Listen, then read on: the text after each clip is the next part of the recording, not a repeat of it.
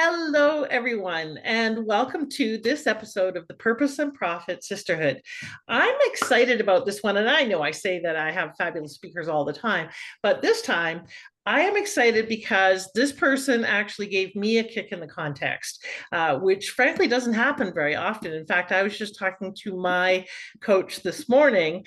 I have two coaches. If you're a coach or a leader, then you better be having other mentors and coaches and so forth. Um, and we were talking about playing a bigger game.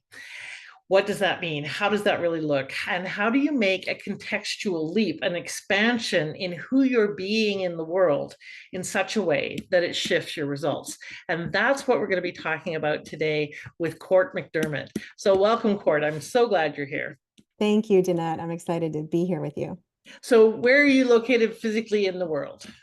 I just moved to California. I in Southern California. I was living in Italy. I have been living in Italy for last 23 years. I was living there. And yeah, France before that, England before that, and Chicago before that. So yeah, Okay. So you get around. Where are you originally from? Chicago, South Side suburbs. Yeah. Yeah. Awesome. Okay. So let me give you the official bio as usual, everybody, and it's impressive. So hang on to your seatbelts, and then we're going to talk about how to really increase your or unlock the confidence to lead with intuition. Now, this might sound like a really kind of touchy-feely topic. Some of you might go, yeah, whatever. But I want you to listen because there's some tangible results that you can create in your life, tangible shifts, tangible expansions to the difference that you can make in the world when we get the underlying principles that we're going to be talking about today. So listen up. Stop doing what you're doing. Stop multitasking, because this is going to be a really great conversation. So, Cort McDermott, Cortney, is a best-selling author, TEDx speaker, and human potential enthusiast. With a Master's of Science from the London School of Economics, her work in the field of self-development and business strategy has been featured in Inc., Women's Health, Success, the Huffington Post, Fox News, and many other mainstream business and lifestyle media. Cortney's career highlights include her time as an executive at Vanity Fair Corporation, vice president of Sustainability Partners Inc., and then running her own businesses with clients and audiences at Universal Music Group, Google, Nike, and Virgin Unite. Cortney speaks 4 languages and lives between Italy and the US. So, like I said, impressive resume, lots of experience, and yet you look like you just got out of university. So I'm not entirely sure how that's all feasible, Cort. But Well, thank you. I'll tell take that. tell us something about you that people wouldn't guess. Maybe even your friends don't know. Oh, okay. I really want to be a musician. Really? Okay. Yeah. And And that's going to be a gig at some point because I really want to be I play some and I sing. And I think I want to turn that into something. So yeah, awesome. And so what do you play? I play the guitar, I play the piano a little bit, and I play the ukulele a little bit. And like I said, voice is the main instrument. So yeah. Okay. So you are a musician already. What you mean is you want to do it as a living? What I mean is I want to share it more broadly. I used to sing in public years ago, and I'd love to bring it back, either the singing or, some mix of all of that. So yeah. Okay, awesome. Well, and you could go stand on a street corner and sing, but you just want to play it at a bigger level. I'm guessing, right? Well, no, tiny cafes would be great. Anything. Yeah. Okay, cool. Yeah. All Street right. corner sounds hot here in Southern California, but something else. Yeah. Okay. All right. So we're going to be talking about the real meaning of confidence and its impact on leadership and intuition and life frequency and other topics like that. Before we launch into that, why do you do what you do? What's your purpose in life? I love that you're asking that question because I don't get it very often, surprisingly. And there's a huge reason why I do what I do. I wasn't originally aware of this reason. I started working in human potential, is kind of how I call it, umbrella wise. I think when I was a little after I was born, basically, I was always looking for resources, answers to questions that I had about the human dilemma, all of our existential crises. what was going on. Also, I grew up in a very tumultuous environment, and I had a lot of there were a lot of mental health issues that ran through my family and my family lines. And why I do what I do, I think stemmed from a real deep desire that came from just the pain of all of that suffering, of witnessing it, of experiencing it firsthand, of seeing how it runs through, like I said, runs through the DNA and the channels of my intimate family, and just really, really wanting to heal that. So that's where all my work comes from. Yeah. And is there any particular issues in general, or is it just any kind of mental health blocks that get in our way?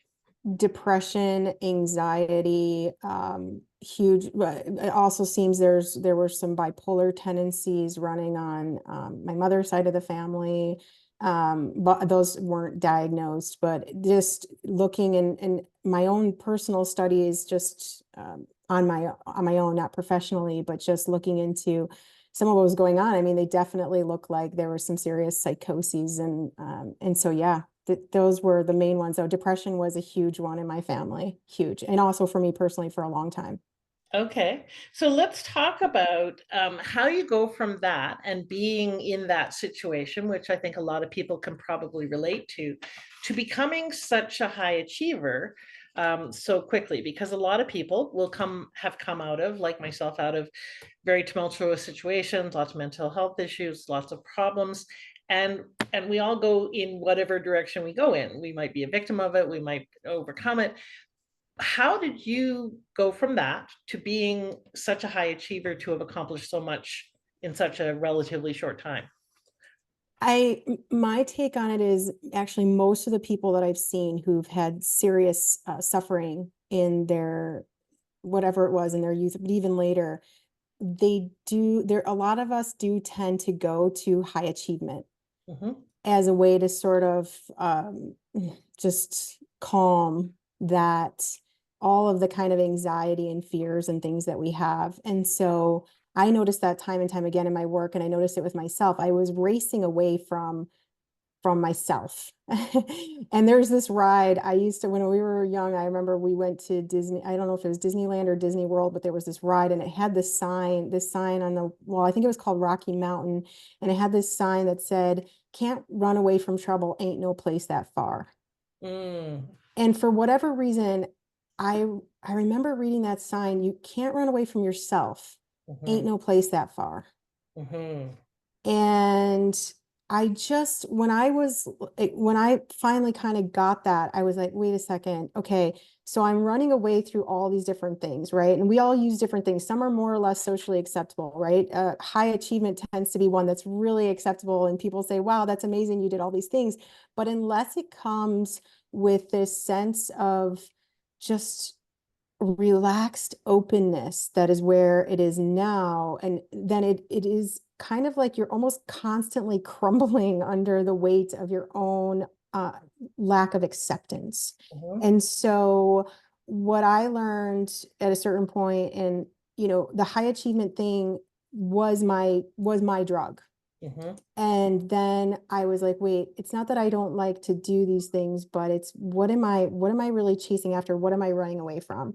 And when mhm, I look at specifically depression, which ran so fiercely through my family, one of the things I started to realize, it was actually Jim Carrey. I heard him talking about depressed. I love that man. He was talking about depressed being another word for deep rest.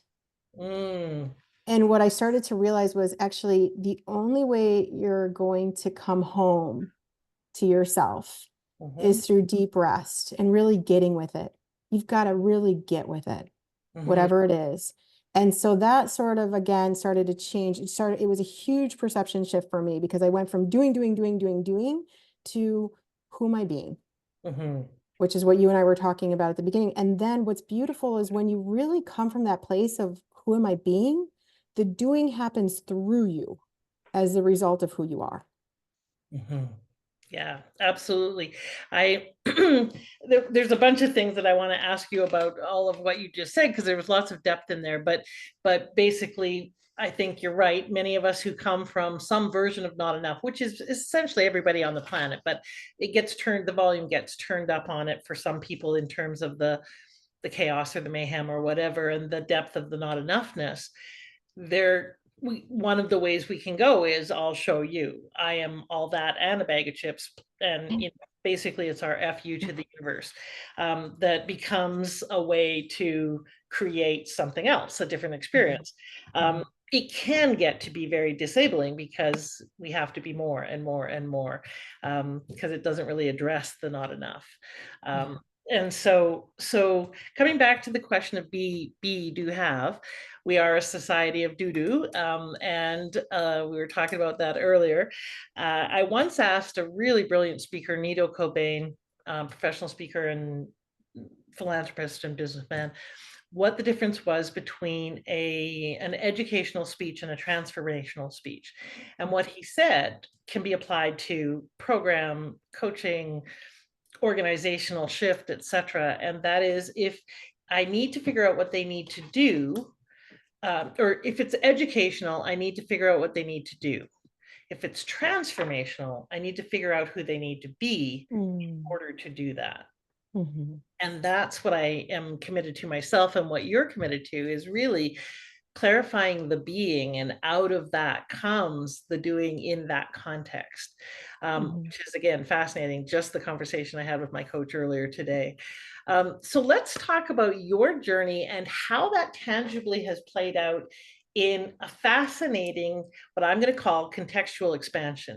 There are lots of people, and I do want to talk about confidence and leadership and all of that, but there, as I said to you before, and I don't mean this in any slight way to, I don't mean to insult you, but basically a lot of what you talk about, lots of people talk about. What is confidence? How do you trust in yourself? How do you transform your perception of money and wealth? But you have taken it to a really significant level in terms of how you're living into that in your business. So can you tell me just a little bit about your transformational journey and how you expanded your context so much? Well, yeah. So when I started out in this business, which is predominantly at this point speaking and my books, and when I started out in this business, I didn't know what I was doing, obviously, like so few of us do, and it was really just trial and error. What I did notice, which was really important, was, and I think really important to the context of this conversation, is that it was so much less about anything that I was going to prescribe. And I didn't realize this right away, because we very much get into a prescriptive mode in this industry. Like, if you just do these 5 things, or whatever else it is. And it's so deceptively misleading when we do that, because the truth of the matter is, every resource that is of any validity, as far as I'm concerned, is pointing back to you. And I think very, very little of the people that I've seen in this space, or the work that I've seen in this space, does that. It's pointing externally. And when we look externally, we've missed the mark, period. There's no way around missing the mark when you do that. When, however, you have the audacity and the courage, and I will say the confidence, because I do speak of confidence very differently than most people, to go within to source your answers, then what's happening outside of you begins to shift. And frankly, I think very few people are giving that message in a clear and concise way, much less giving it in a way that ties into the scientific understanding, because the Eastern traditions have known this for millennia. But the Western science has been catching up over the past couple hundred years. And a lot of my work really delves deep into very simple ways. As Da Vinci said, simplicity is the ultimate sophistication. But it goes into these operating systems we're all walking around with, and it says, you know what, you don't need to understand a million things. You need to understand a couple of things about how they work in order to see massive shifts in your life. And when you're working at this level, as you called it, the difference is in the millimeters. I work with extremely high performing, I work mostly with celebrity clients at this point in my business, in my private one-on-one practice, which is very niche. But when I work with them, we're looking at changing that millimeter, but that millimeter, just like in golf, will change the entire trajectory of the shot.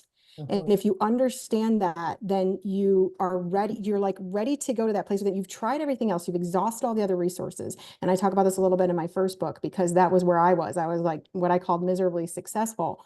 And you just weren't there. You weren't living joyously. You didn't feel in flow. It wasn't okay when you weren't okay. Why? So I think my work addresses things very, very differently. And I think that's why it's spread the way it has. That's why it has the word of mouth it has. And of course, that comes from my own experience. I worked also at the upper echelons of many different organizations and know what it's like to be chasing after that dream that then shatters in front of you each time you think you caught it. Mhm. So I think there's just a mix of experience, but all of this has come from within me. It's my unique offering that is, like I said, I don't call myself a coach. I don't call myself anything. I try to avoid calling myself anything, actually. And we can get into that if you'd like, because that gets a whole persona conversation that I just love. But there you are, Jeanette. That's the shortest answer, I think, and it's long. So you started your business how long ago? I officially started my first business in 2017 when I launched, I think it was, or 2016, 2017, but that's when I launched the first book. That's when my TEDx around that book came out as well. Yeah, that was 2017. Okay. Yeah. And talk a little bit about your books. So you've got two books. So tell us about the TEDx and the two books. Okay, so the change starts within you was the first. So change, sorry, not the change starts within you was the first book. And that was really kind of showcasing getting to that place that everyone thinks you want to be and realizing it's not it. So I start the book and that talk, which was we could have a whole talk about the talk. That was that was my least favorite talk. But I start both of those with I'm sitting on the corporate jet, I'm sipping the espresso, I've got all the things, right? I'm a marathon runner, I'm a mom, I'm a whatever, all the things. I've got the Jimmy Choos on and I'm miserable. I'm just miserable. And this question was coming like, whose script is this? Mhm. And it was really time. It was a nudge. Sometimes it was a full on hose, water hose of like, you got to change, this isn't working. And then realizing like the change was never going to come from, like I said, from externalities. The change had to come and be born within. And it wasn't that I had to change because something was wrong with me. It was that it was time to evolve. And Mhm. it is time to evolve. It's not that you have to fix anything. You are just being called to evolutionary principles that are coursing through you. And that was what was happening to me. So in that first book, I talk again, very, very simple delivery of like what I did to start to emerge from that place. And even also to shorten the learning curve. Like if you're realizing, because if you notice, every time you chase an externality, it never gives you the long-term satisfaction you're after. And we see this over and over and over again. It's demonstrated in studies, but we can also just know it. We know it. And yet we do it because we are inundated with the message that that's what we have to do. And so the timeout is very scary. And I talk about how to time out if you're in that vortex. So that first book is about that. The second book, Give Yourself Permission, which I'm just so on about. We just finished the audio books for both of them, but the audio book for Give Yourself Permission is coming out now. So I'm so excited because I felt like it really had to be my voice. And so we're getting it out there now. And I just love it. I am in love with this book. And that one talks about how I started to see all these spontaneous transformations and changes within me, and I didn't understand how they were happening. I didn't understand the science behind how they were happening. And so I really wanted to get clear on what's happening in my brain, what's happening because I was seeing spontaneous shifts even in my body. And I talk about this at the beginning of the book, and it would seem almost like impossible, but the people around me witnessed it too. So it wasn't just, oh, I think I'm changing. There were tangible, very, very clear changes, even in my physical form. I sometimes, when I give presentations around the world, I'll show a slide of me from 10 years ago when I was working in corporate and a slide of me today. And most people in the audience don't even recognize me. That's how dramatic the change has been. And those who do start to recognize me, their mouths are agape and they can't believe that it's the same human standing in front of them. And I'm not talking about any gimmick. I'm talking about that shine that's meant to emerge from your form, that the formless wants to express to your specific form, whatever that looks like. It may change your form in similar ways that it changed mine. It may change them in other ways, but it's really deciding enough. I am going to shine. And so the second book is about that. It's give yourself permission. Every chapter is give yourself permission to. So there's like, give yourself permission to do what you love, give yourself permission to make a lot of money doing what you love. I heard a previous podcast episode of yours where you were talking about this a little bit, and it's like, yes, yes, yes, wake up.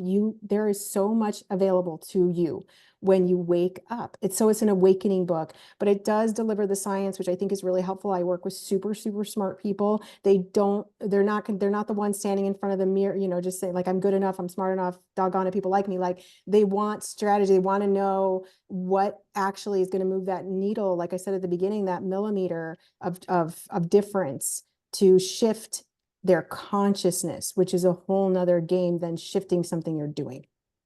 Yeah, absolutely. Okay, there's so much depth in there that we could talk about, but let's go back to the definition of confidence, because you mentioned that you talk about it and think about it differently. So let's start with that. And then I want to talk about some of the permission and transformation on specific areas. So what is confidence in your world? Sure. Okay. So confidence, actually, that term has gotten really diluted. Confidence comes from confidere, which means with trust or with reliance, with full reliance. And when we look at that, when we really sit with that for a second, it's like, why am I not trusting? And the bizarre thing, when you start to really look at it, what you'll notice is that you are trusting 99.9999999 some odd percent of what is occurring both within you and outside of you. You have to for your survival. So in other words, you are trusting that the trillions of biochemical reactions occurring in your body every second are going to keep doing what they need to do, and they're going to keep coordinating one with another so that you can keep doing the things you're doing. And you don't stop and say, oh, no, no, no, no, let me make a 5-year plan for that to make sure everything stays on track. Yes. In the same way, you're not doing that with what's happening externally. I mean, most of us, unless you have a serious psychosis, we're not going to bed at night and saying, is the sun going to come up in the morning? Is it not going to come up? Is it going to come up? Is it not? And just sweating our brains out, trying to figure out whether this thing is going to keep, whether this tiny speck of dust that we're on is going to keep circling and keep doing what it needs to do. And the paths of the planets are going to stay on track. We don't say, oh, no, no, no, no, that I cannot trust that. We have to. We would literally go ballistic. So the funniest thing, and it's quite curious, is that we take that infinitesimal part that's left over, that 0.00000 whatever 1%, and we say, not that, not that. If my business isn't doing it this way, then I have to have a plan, and I better go to Pipo Papo and make sure that I stay on that plan. If my body isn't, if it's not doing this, I better do this. So what we do is we actually add layer and layer and layer of complication rather than allowing. And one of my favorite pieces of literature of all time is the Tao. And the Tao, it's so simple and so profound that literally you could sit with just that book for the rest of your life and you would be there. That book is it. And there's this point in the Tao where it's like, it's really talking about you becoming exactly what we were saying, becoming and trusting and resting in that trust, relaxing in the trust around life. And that is what confidence is. It's, I trust you. I trust me. I trust the universe. Even when things look really, really bleak, I trust it. And one of my favorite ways of thinking about this is literally like if you were watching a movie and you're not going to leave mid-movie if you like the movie or whatever, but you're not going to leave and say, oh, no, no, no, I don't like where this is going, I better leave, I don't want to deal with this. I mean, if you do, you'll never get to the resolution, right? But if you stick with it, you're like, oh, wow, there was this, for the most part, not always, but there was this beautiful resolution. And you're not freaking out because it's just characters, it's just a movie. Well, it can be the same way with your life. And trust me, I know how scary that is. I'm even in situations all the time where I'm like, oh crap, it is hard to trust, but I'm going rogue here. I'm going to trust. And I'm scared, but I got to trust. It doesn't change the fact that I'm scared. It doesn't change the fact that I'm challenged, but I choose to trust. That is what confidence or confidere really means. And when you trust, you move through the world in a very different way. Mm, beautiful distinctions, and I want to. It's fascinating because I'm going through this process in a kind of a deeper level of this process myself. So perfect timing. Thank you, universe. The uh, I just want to say there are times where I or my clients, but especially for myself, I have gone to, there's a site that you can go and Google and find that tells you how many days you've been alive. And I will sometimes put on a post-it note, 26,472, the number or whatever. And the point behind it is to remind me that 26,472 times I've done an experiment, and the experiment has always had the same result, that I'm okay. And to try to say that the 26,473rd time it won't is really illogical, really, really irrational. And so Mhm. there are times where I have to remind myself that way, which is what you're talking about, is that conscious choice of trust and getting that really it is pretty ludicrous to not trust. It is really working hard to get outside of what is, and Yeah. look at it with mistrust.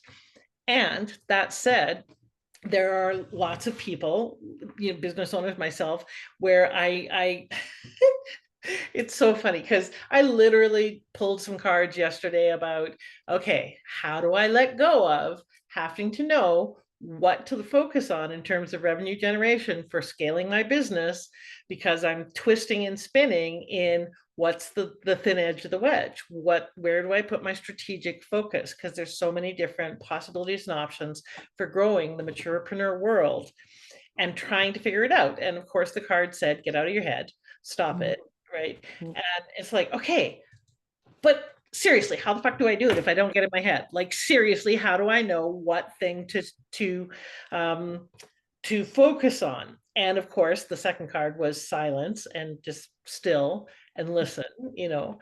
And so I know that's true, but for those people out there like me at times, um how do we get out of that need to control, command, figure it out, use our, live from the neck up?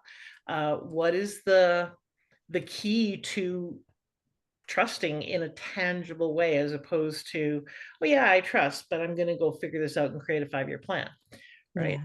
So Yeah. the alter- Okay. I love it. So I'm going to give you three keys, even though I'm the one who always says no, three, whatever, or five or whatever, but I'm going to give you three keys that are so simple, but they are going to take a lot of reframing to really incorporate. But if you do, my promise, and I don't make promises lightly, is that things will really start to shift. Okay. yeah, I'm ready. So it's so simple. And like I said, that please therefore do not discount it. All right. The first one, and it's inside of this first one, I'm going to give you two specific. So there are three specific things I'm going to talk about, but in this first notion, I'm going to offer two, which is relax. Mm-hmm. Relax. Yeah. Just like when you go to that however many thousands of days you've been here and you realize, oh, well, that experiment it went okay. I mean, I'm still here. Okay. Whew, let me relax. The two specific, I'll call them strategies, which is so cute. But I'll call them strategies, or, they're very much techniques, actually, if you look at the origin of that word. But however, I digress. The first is yawning. Okay. Yawning. So if you're finding it difficult to relax, because most of us are, because it's just like you said, it was like, whoa, wait a second, but what do I do? Right. So we get back in the frenzy. So yawning. Yawning is actually considered one of the best kept secrets of neuroscience. Yawning both energizes you. There you go. I love it. Yawn away. It energizes you and it relaxes you at the same time. It is actually such a detrimental thing that we are taught not to yawn, or that people believe it somehow indicates boredom. Yawning is the body's very natural way of supplying you with an increase of oxygen, relaxing your nervous system, and enhancing your energy.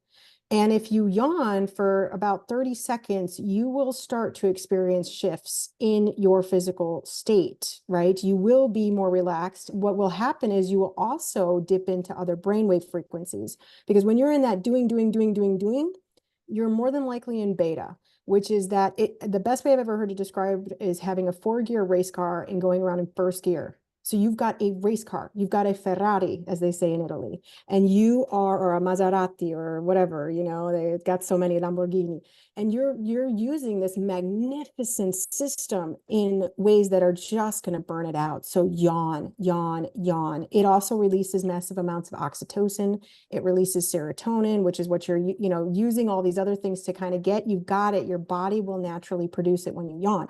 Oxytocin, by the way, is great for bonding with people. I often suggest if people are having issues, yawn together.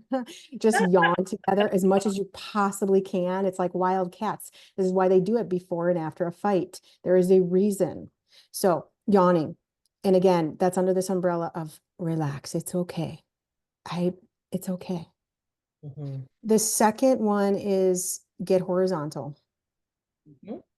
And I always tell people that I ran across it by accident. I swear, Jeanette, this was the coolest thing ever. I had been writing, in a traditional way, like sit down at your computer and write and, stay there until you're the prisoner of your keyboard and you've just got to get this thing out there, whatever that is. I've written for many different mainstream lifestyle and business publications. Obviously, I've written books, and I felt like the only way I could do that was in first gear. Mm. And then what I realized, and luckily this sort of happened by accident, but I was working on client summaries, and my client summaries are extensive. So when I work with a client one-on-one, I provide an extensive summary that's specific to them after every single session. And it is very tailored. It's so beautiful. I never know what's going to come out. And what was happening was I started to actually lay down and dictate these summaries on my phone. And I would have my phone on airplane mode, and I'd be dictating these summaries. And the most magnificent insights were coming through me because I was relaxed. And again, because my brainwave frequencies were for sure moving. I wasn't monitoring this, but for sure they were moving into alpha and theta. And they were just naturally moving into these places where we have access to what you could call this intelligence, the same intelligence that's coursing through us. We have direct access. And so then I started to write other things that way. I ended up writing, for example, the intro to my second book came out that way, and other parts of my second book came out that way. I was writing press responses for huge press requests. I was writing them that way. And it was just so beautiful. I was like, wow, actually, I didn't need to toil and spin. Look at the daisies of the field, or the violets. I don't remember, but the reference is they don't toil and spin. Right. So it was like I let all that go. So that's the second one. So we got 3 here. There's the relaxing, and under that is the yawn and get horizontal. I promise you they will reap amazing results. And if you don't think you can lay down for 10 minutes, lay down longer. As the Dalai Lama said, if you don't think you can meditate for, I think it was something like 5 minutes, meditate for an hour. Right. Okay. By the way, I also want to drop in another little thing, because you talked about silence. Most of the time, when most high performers or people who are trying to quote unquote get somewhere without realizing that you're there, silence becomes another task. It becomes another duty. It becomes another thing you have to do. Yes. It is not this grooving that I'm talking about. That is a very different thing. In meditation, I think Alan Watts put it so beautifully. He said, when you're doing it, you're just grooving. You are not, there's no forcing. And this, again, we go back to the Tao. We go back to some of those ancient principles. It's not forcing. It's really, I'm dancing. I am dancing with life. And that leads me straight into the third thing that I will share that has been highly transformative for me, just as a very simple, practical thing to do, is moving. Whatever that looks like for you. One of my favorite exercises is something called shaking. I shake through every part of my body to a fast-paced song. And what happens is you're actually releasing the stuck, stagnant energy in your body when you do this. So lots of times we think things are all mental and all that, but really that's because you just have so much stuck, stagnant energy in your physical body that you can't get through it. It's almost like just layers and layers and layers that you just can't penetrate. So when I first started shaking, by the way, I couldn't even shake one of my legs. That's how stiff I was.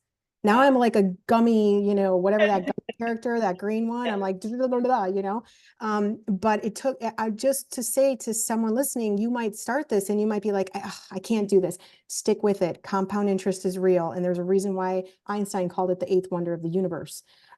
So this is the simplest way that I found. When the the founder of this movement called Koya, I was in the south of France and I was doing this retreat, and she talked about shaking like this, and I just loved it. So I always quote her. She said, you know, she had us take both of our hands and she had us shake one of them vigorously while she was talking. And whoever's listening, if you want to try this, you will feel the difference. And so you just shake and shake and shake. And she told us the story of a gazelle being chased through the wetlands by a tiger. The gazelle gets away. However, the gazelle does not go to therapy. You keep shaking for the next 10 years. About this time that there was a lion chasing her through the wetlands or the grasslands, what the gazelle does is she shakes through every part of her body, releasing the tension, releasing the fear, and goes back to being a gazelle. Now, if you hold out those two hands, the one that was shaking and the one that wasn't, you will notice a perceptible difference. What do you notice, Jeanette? This one is tingly, more vibrant, I would say. This one feels stiffer. Yeah, this one just feels more kind of alive. Yes. And I love when you're doing that, you kind of go like this. It's like, whoop, Yeah. you know, and for whoever's listening, it's like she just lifted her hand up. And that I see that a lot when I tell this story, and I tell it on big stages, thousands of people. And it's like you can feel, and you might want to shake out your other hand, just even them out there, even them out. Because you said something else was beautiful: stiff energy, stuck energy. It's stiffness. You have calcified into a persona. Again, we can get into personas. I love it. It's a fascinating conversation, but you've calcified into this persona. And the more you keep trying to reinforce that, the tighter and tighter it becomes. Mm. Okay, so when we stop shaking and when you just notice, you'll notice, and again, we could go into the science. The science behind this is fascinating. I share that in my book. I share other ways to liberate this energy. When you look at the science, you actually will realize that we're actually talking about real neuropeptides, right, that are being released from these different energy centers in your body. Again, the Eastern traditions knew this all along. The Western traditions are really catching up. You can see this on brain body scans. You can see what happens as you start to release these neuropeptides, which are literally like almost like little, I like to call them critters, and they get stuck in like these sponges that are your organs, and you just free it up so that you can be more of who you are. So you can shine that light that we were talking about a little bit ago.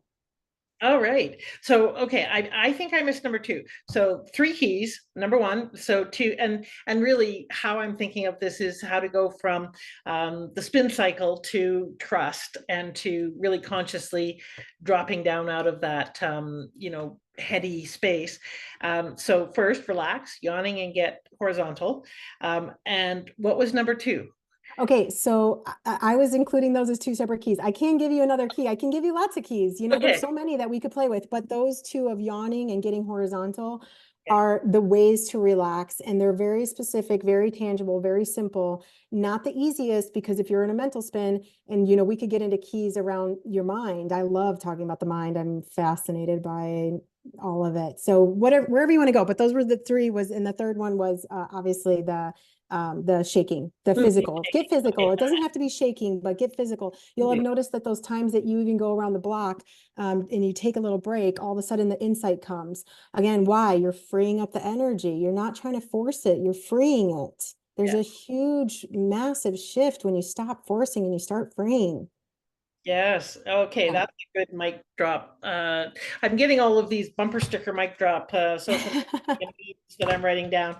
Love it. So I love it. That was awesome. Okay, let's talk about personas, because that is fascinating and you've got a different perspective on that. And there are so many things we could talk about, but let's talk about personas and then see what we have time for.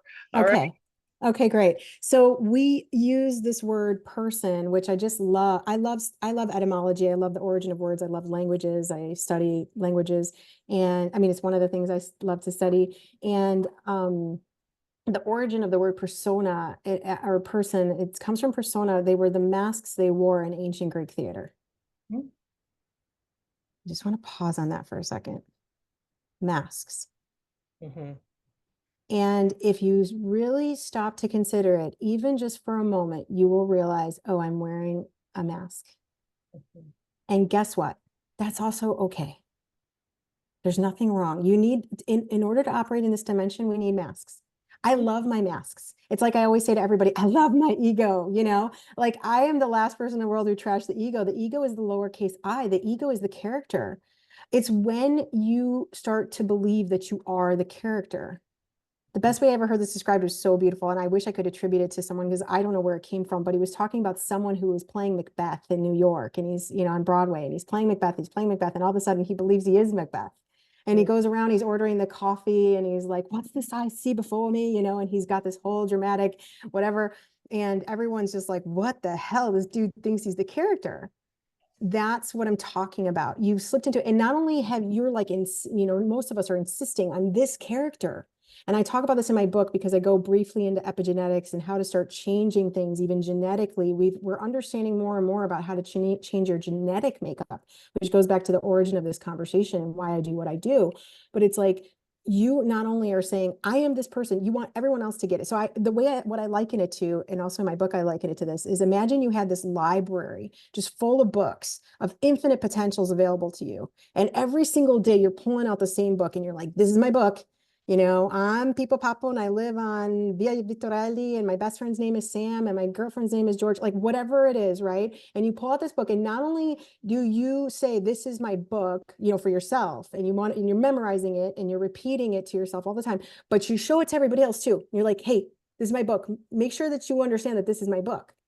And what you are doing is you're literally calcifying, I call it calcifying into a persona. So it's literally almost like you get this heaviness. You're like, oh crap, and now I have to be this person. I have to be this character. I can't play any other one. And what's so fun is when you start to really not understand this cognitively, because lots of people listening might be like, oh yeah, I get it, I get it, I get it. No. I'm talking about an experiential knowing when the masks dissolve. And I, again, share in my book, like how that's happened to me and different things that I personally have gone to for that. But it's like, you start to dissolve it and you're like, oh, wait, that's fun. I get to play that. So like I said, I love my masks, love the ego. It's what puts me in the Fortune, forget 500. It's what puts me in the Fortune 50 rooms where I feel totally at ease talking to whomever it is, because that's my character. And I love my character. It's great character. It's what gets me up on the stages. It's all those things, but it's not the ultimate truth of who I am. It's a play on form. It is a play on form. So the persona is just a play on form. Now, when you start to really get this and you start to really groove with it is when you get to change costumes, characters. There's a little bit of a white fire involved in that, I always say, because the minute you first start doing it, everyone around you has been memorizing your book. So they're like, wait, you can't change books right now, but then you do it anyway. And you can experiment with this slowly. I like the way, I think it was Warren Buffett, he once said, don't test the depths of the water with both feet. I'm not talking about, multiple personality disorder, which, by the way, is fascinating. I love studying stuff like that. I talk about some of this in my talks around the world, is like what we've gleaned from multiple personality disorder, which is a wicked disorder. It's awful. I mean, well, it seems awful. I don't know. But what we've gleaned is that people who have this quote unquote disorder are actually able to change significantly instantaneously. And I'm talking about they drop weight. I'm talking about people with serious eczema where it vanishes. I had a client once come to me, very young client, and I didn't want to work with someone so young, but I had some reasons for doing it. And she had terrible eczema. She had been everywhere. And this was from an extremely wealthy family. They'd done everything to try to cure this eczema. It had been years. She took one session and the eczema was gone. It was gone. It never came back. This is happening internally. And when you open up and recognize and understand that this is, you get to play internally. And this doesn't mean you close yourself off and you go and live in the Himalaya. I've definitely thought about that numerous times, but it's just not the Himalaya, but somewhere hidden. Once you get to it, you're like, whoa, it's like Dorothy with the red slippers. Holy crap, I had it all along. Yeah. So I can hear some people in the audience thinking, masks, that means inauthentic, and authenticity is the buzzword of the decade. I love your phrase play on form. And what I hear in what you're saying is choose who you're going to be. We are all of it. And what we think, like you said, this one book is all of who I am. But what if we are all the books in the library? And so it's not inauthentic to be this book today or this book today. It is the choosing the I am, as opposed to faking it till you make it, which is a very big difference and distinction. Am I picking up what you're laying down? I like that a lot, where I think what's so important too for people to really understand is the point that you made, this is the ultimate point. You are all of it. And quantum physics demonstrates this very beautifully, very seamlessly. The particle is the wave, the um, like the space-time continuum, like all of that collapsing on itself, all these things that Einstein was talking about when he was talking about spooky stuff at a distance, entanglement, the fact that I can impact you, or spooky action at a distance, that I can have an impact on you being nowhere near you and having no physical communication with you. I talk about this too in terms of brainwave frequencies and how to shift them. What's important is, forget the terms, forget authentic, forget character, forget mask, forget all of it, forget it, forget it, forget it. Everything you pick up, drop it. Everything you pick up, drop it. I talk about this in the second book too, where I say, if you grabbed a hot potato out of the oven, you would not hold it in your hands until you get second-degree burns. You Mhm. would drop that thing faster than fast. Mhm. Here's my invitation: drop everything and see what happens. Drop it all. And it is going to be scary AF when you start, but just keep dropping, and keep trusting, keep dropping and keep trusting. Every time you realize, oh, I'm holding that thing, drop it. Whether that's something you like, whether that's something you don't like, whether that's something you're indifferent about, drop it. Mhm. And you will see there's just so much magic that evolves, because there are different games that we can play. Leela, divine play, like the whole thing is that, supposedly. And I would tend to subscribe to that theory. But there are all sorts of different games that we can play. There's a great book called Infinite Games. Um, there's all sorts of games. But here's the thing: there's also a point where you can just stop playing all the games. You're not going to fit in the way you have, but you're going to start seeing and creating massive change if that's what you want. Mm. And it is really about an evolution in consciousness. It's hard to do this. We are, as I said earlier, inundated with messages that say, don't go anywhere else but there. And it's really funny. Okay, no, I don't want to go on. I know we have time constraints, but there we go. That's what I'll say about that. I love that too. Keep dropping and keep dropping and keep trusting. Basically, the book that I just re-listened to is not the Surrender Experiment. Michael Singer. Love that, man. Yeah, and in the book is out of my head right now, but Untethered Soul, the Untethered Untethered Soul. Soul, thank you very much, Yeah, yeah. is a great way to kind of get this concept that you're talking about a little more cognitively. Like, he's very good at kind of taking you step by step through some of the science and so forth, so that your brain has something to chew on while your soul gets that it doesn't need anything to chew on. So Mm. he's good at that, as are you. Okay, one last thing, although I seriously could talk to you for hours. Tell me a bit more about all the things we've been talking about in terms of transforming perception of money and wealth. And because you have, when I say contextual expansion, I'm talking about creating a bigger container. We can only fit so much in this container. And if we want more to be, do, or have more, we have to have a bigger container. You've done a really good job of expanding your container to go from struggling and challenges and so forth to highly successful with joy and meaning, and even more successful. How do we apply these notions to the area of money and abundance and perceptions of those?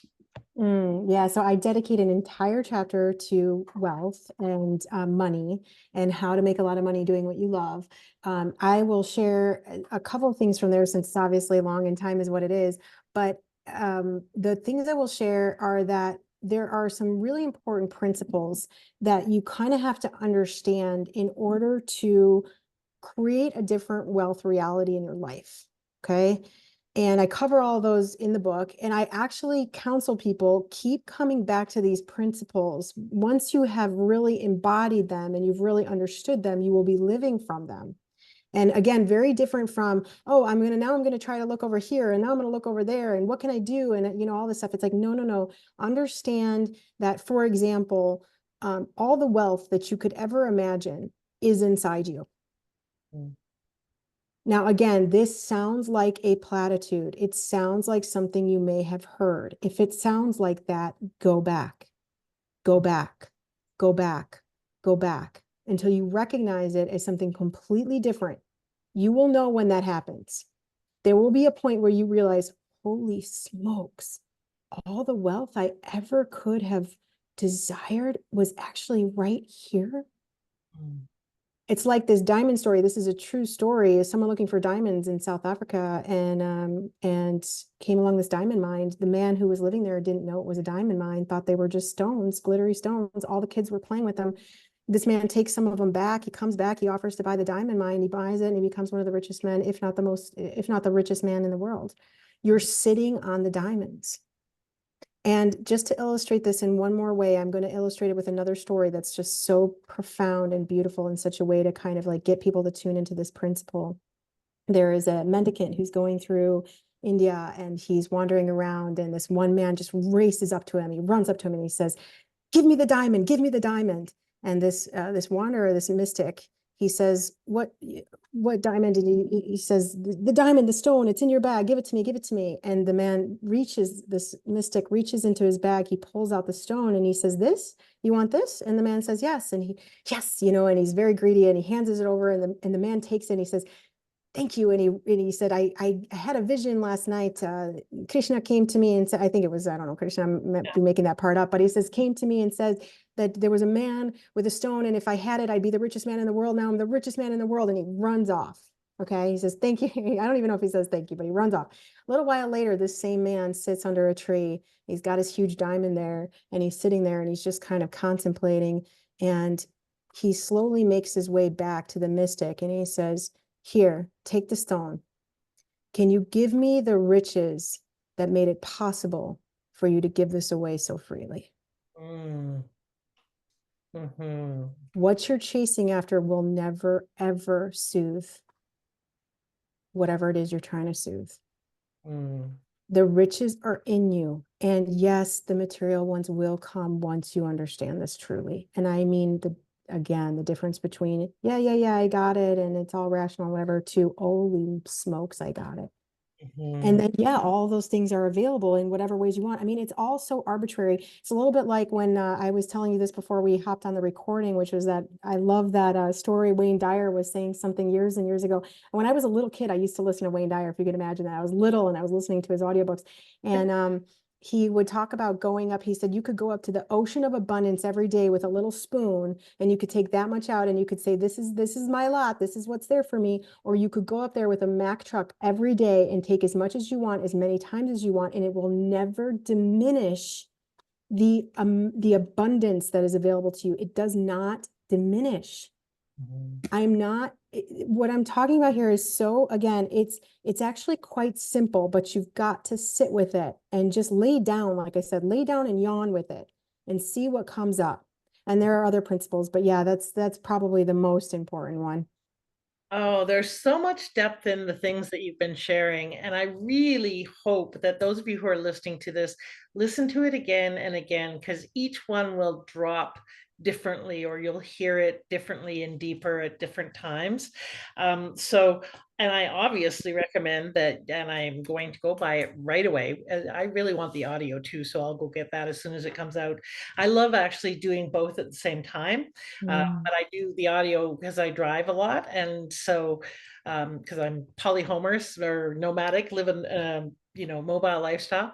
Um, but what I've recently found is that reading the book while listening to it is actually the most powerful way to retain and get the concept. So, yes, I will get both. So Amazing. tell people how they can get the books and or get more of you, whatever, because I know people will find you yummy and want more of you. So how does that look? Great. Well, thank you, first of all, so much. And thank you to everyone who listened. I'm so excited to be here with women like you who are really changing things or shifting things, really open to evolution and whatever that looks like. So thank you so much for this space. I can be found pretty much wherever books are sold. My name is without a U. So it's important that when you're spelling Cortney, if you spell the whole name, that it's CORT. McDermott. And then my website, the short URL is Cort Inc. So CORTINC, like incorporated.com. And you can find the books, you can find a couple other resources, you can find some other podcasts. They're not as fresh because I do so many interviews. I've given hundreds of interviews for the second book especially, but you'll find some talks there, or at least some snippets of those. There's a free meditation on my website too that you can download to just kind of quickly reset your autonomic nervous system. And yeah, there's and I'm on social media wherever you find Cortney McDermott without a U. So connect with me on Instagram. Let us know. I have a team on there, but let us know where you heard this. We can send some more resources if you ask for those. And yeah, thank you. Thank you so much for creating this community, Jeanette. Beautiful. Thank you so much, Court, for all of the wealth of resources and information and accesses, ways to think of things, but also really the reinforcement for being, that it's not about a bunch of doing. It is about choosing who we choose to be. One of the taglines that I use a lot is be the difference that only you can be, because that's truly what it's about. And it's about the being aspect of that. So what's one last piece of advice you'd love to leave people with on the topic of confidence in leadership, using your intuition, or just anything? What do you feel, inspired to leave people with? It's going to be okay. Mm. I don't know. The last couple of days I've had that movie, Shakespeare in Love. I don't know if you've ever seen that movie. There's this line, and I can't recall, it's been years, but there's this line where he says, if everything's not okay, it's not the end. Mm. Yeah, yeah. And it's gonna be okay. Whatever you're going for, it's gonna be okay. And lean into it. You are so much more. And I mean you, whoever's listening, all of us are so much more. And it's gonna be okay. Beautiful. Well, normally I provide some kind of wrap up comment, but I'm going to leave it right at that. Thank you for being here, Court. I appreciate you. And everybody, I hope you heard that. Take care. Bye bye.